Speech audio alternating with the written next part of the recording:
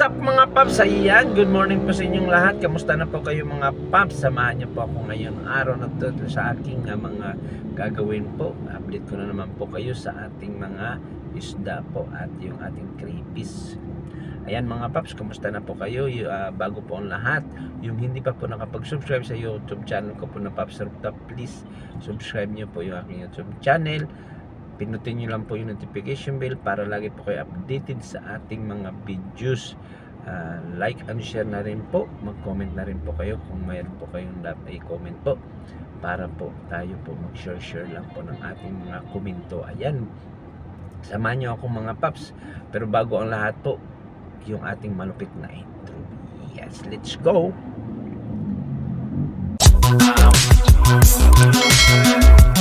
Paps, pauwi na tayo mga paps. Samahan nyo ako mga paps. Mamaya po update ko po kayo sa ating mga crayfish at mga isda.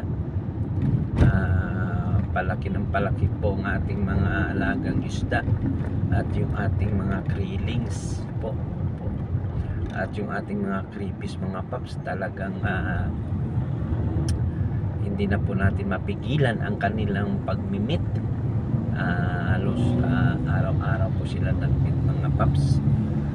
Nakikita po natin pag tayo po ay magbibisita po sa kanila para sila po ay ating pakainin o kaya titingnan po ang kanilang kalagayan, ay talagang nakikita po natin minsan ang kanilang pagmimit. So hindi lang po isa, kundi dalawa na po yung kanyang kasama, yung ating red crow. Talagang napakaganda po ang kanilang ginagawa po para po sila po ay dumami. Lalo na po at nalipat po natin sila sa malaking aquarium. Yun, maganda po talaga ang kanilang kalagayan. Yun doon sa binigay po na aquarium sa atin ni Sir Jason po. Yan, shout out po sa Sir Jason. Maraming salamat po ulit sa binigay niyo pong aquarium at yung mga serve niya po. Yan.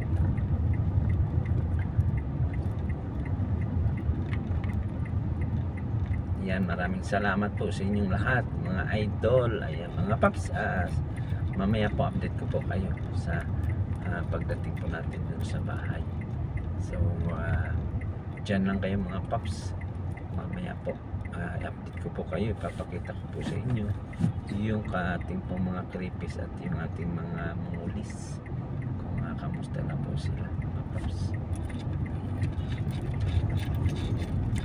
Nandito na tayo sa rooftop at i-update ko kayo sa ating mga crayfish at sa ating krillings at sa ating mga isda. Ayan mga paps, wala si Haring Araw. Malakong malalabas si Haring Araw. Makulimlim mga paps. Ayan, ang aga pa natin naghatid sa ating mga trabahador mga paps at hindi masyado pa ang traffic. Ayan mga paps, yung ating rooftop. Ayan. Let's go mga paps, samahan niyo ako at i-update ko kayo sa aking mga isda. Yung ating trapalpan, yung ating krillings. Ayan sila mga paps. Malaki na nila. At tayo yung iba yan. Ayun, ang bibilis eh. Ayan. Ayan, nasa mga dahon, nagtatango. Ayan. Nagtago sila mga apak. Ayan, dami nila. Ayan tayo ba sa mga bako yung mahalakan sila. Yung ibang mga paps nandito yan sa loob. Ayan, sa mga mga hide. Hindi natatago sila. Ayan mga paps, nag-ambon-ambon na. Ayan mga paps, sa mga halaman. Diyan sila mga hide. Nagtatago. Yung ating malaki mga paps, hindi natin makikita. Ayan. Yan pala natin trailers, may palakak pa.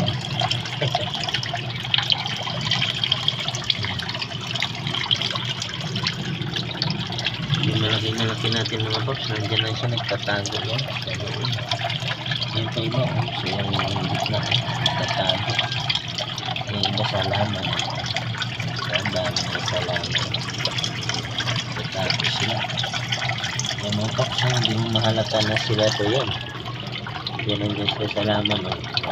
Pagkato.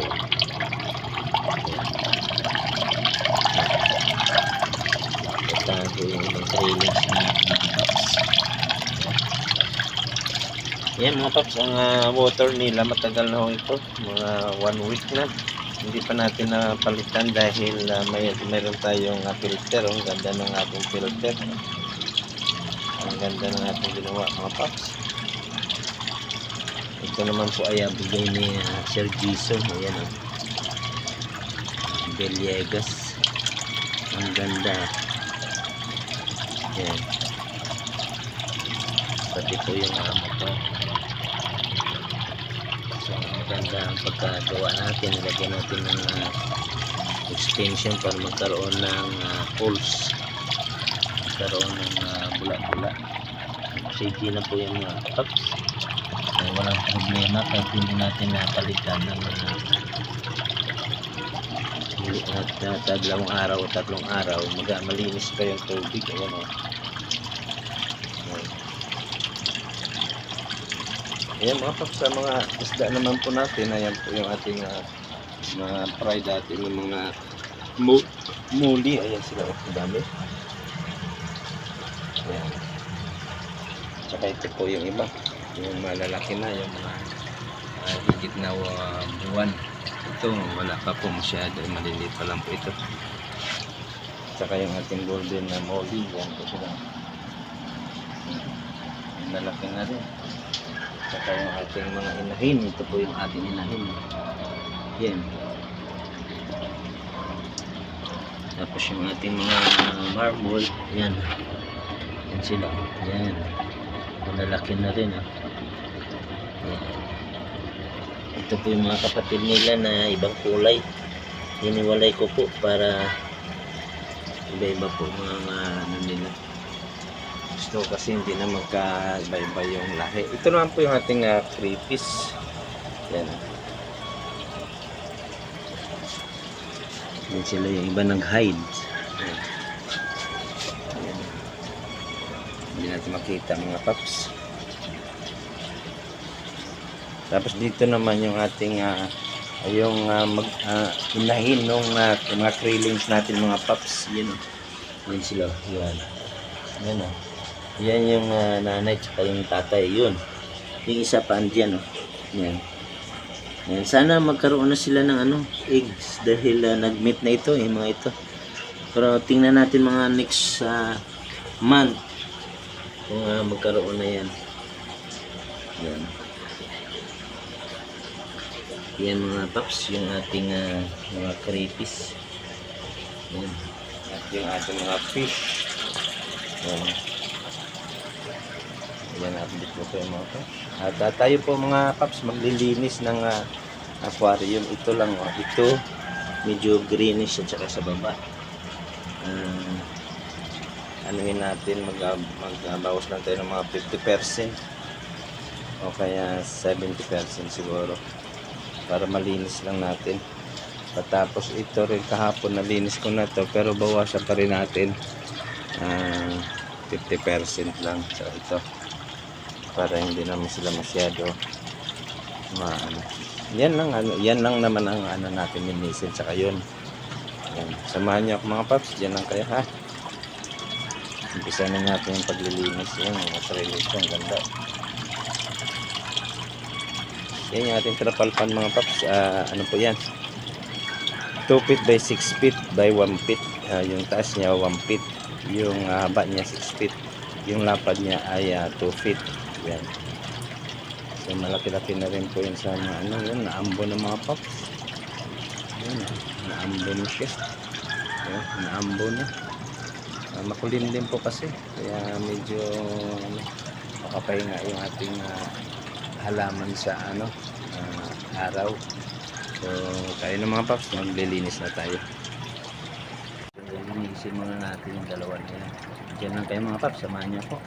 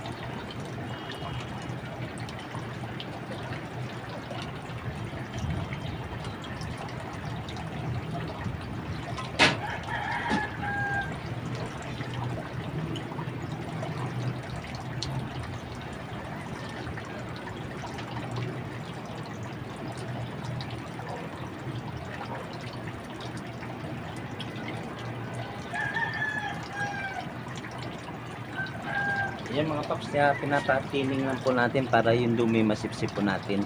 Masanksyon natin. Nililinis po muna natin yung salamin.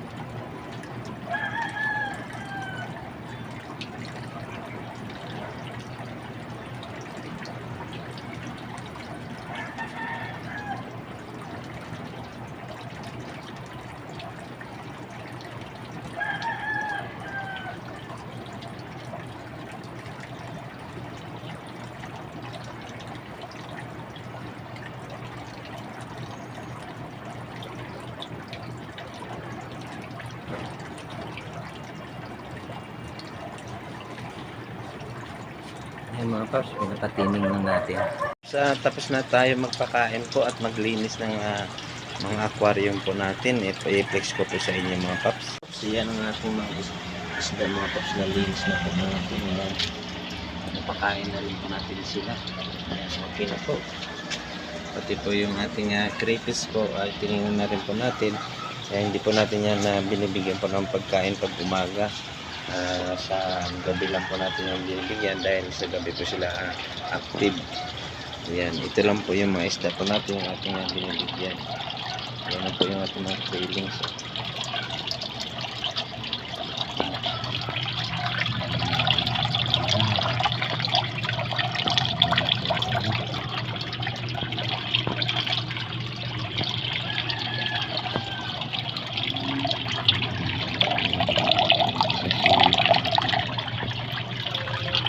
Medyo naambon mga paps. Medyo naambon. Yan mga paps yung ating mga isda na pakain na po natin.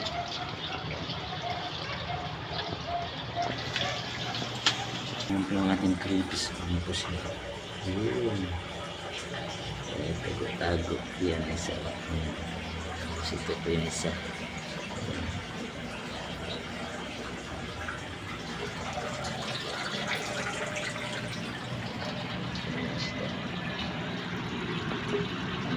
Golden molly.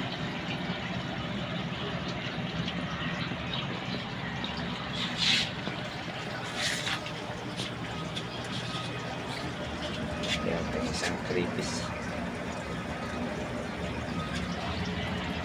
Tutulog. Ayan po yung ating mga marble. Molly natin na marble. Ayan po. Malalaki na po sila. Pwede na po yan, bibreed na po yan. Ayan.